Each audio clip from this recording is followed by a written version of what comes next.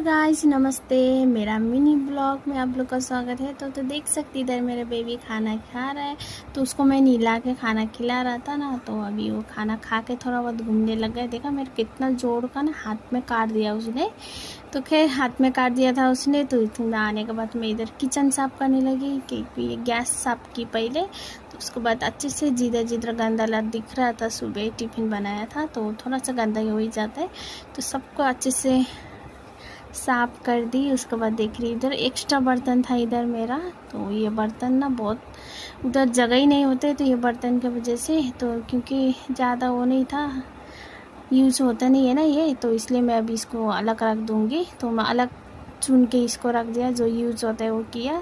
उसके बाद सब जितना भी बर्तन गंदा था उसको भी अच्छे से धो के रख दूँगी।